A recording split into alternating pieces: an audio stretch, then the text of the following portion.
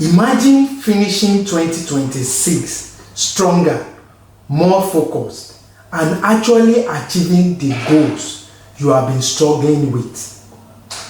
What's the difference? Your ability to get things done. Because the truth is this: many of us have goals, plans, ambition, and more.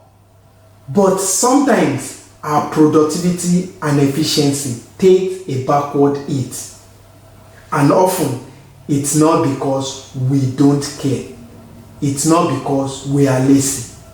It's simply because our brain are not fully engaged in a clear, structured way.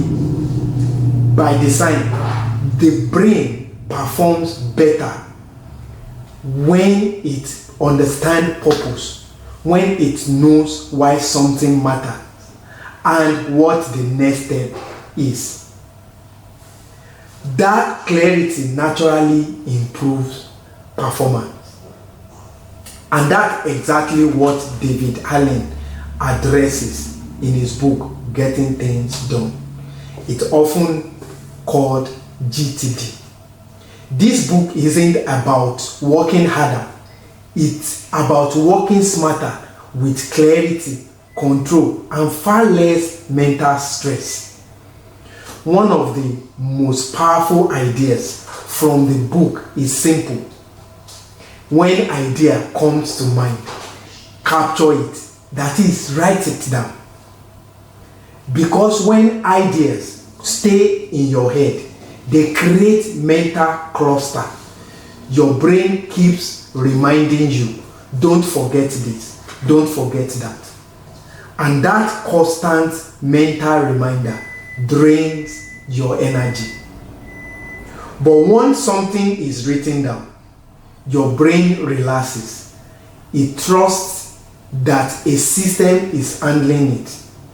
Let me share a quick personal example. At the start of this year, I decided I wanted to read more. Sounds simple, right? But initially, I wasn't clear why. Was it for knowledge, personal growth, career development, inspiration? So I captured that thought by writing it down. And interestingly, once I did that, my brain started generating more ideas, areas where I needed growth, books that could help, skill I wanted to develop. I captured those ideas too. And honestly, sharing these book reviews with you keeps me accountable. It pushes me to follow through on what I said I wanted to do. At that stage, those ideas were still what David Allen calls stops, ideas without clarity or direction. So the next step in GTD method is clarify. You ask, is this actionable? Does it require next step? Is it reference material?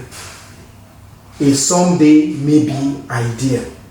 Or something to drop entirely?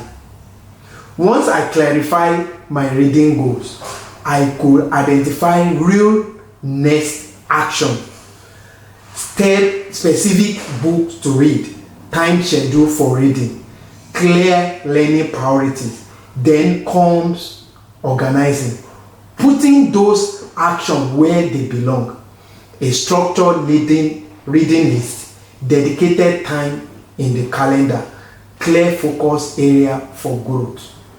And suddenly, progress became easier, more intentional, and far less overwhelming. Another powerful takeaway from this book is this: productivity isn't about doing more random things. It's about having a trusted system outside your brain so that your mind can focus on execution instead of trying to remember everything. David Allen also emphasized regular review, weekly or periodic check-ins to reassess commitments, priorities, and progress.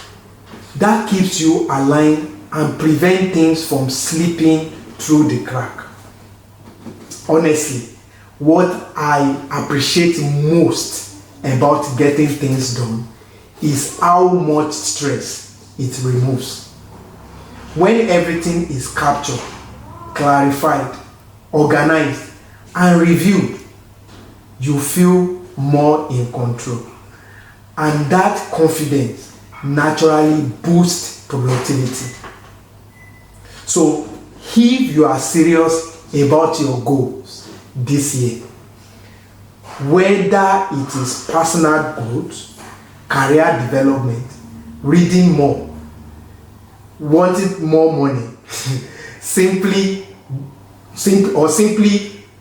you want to become effective, this book worth your reading time.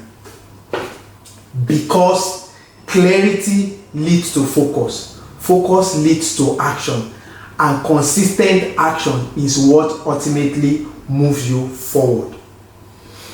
All right, one book down, 3 more to go.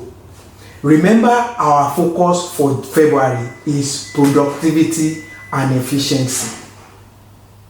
Next week, I'll be reviewing Feel Good Productivity by Ali Abdaal.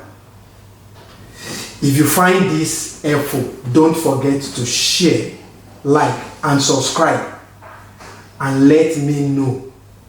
Let me ask you, what one thing you want to get better this year? Comment in the comment section. Until then, keep moving forward and keep improving.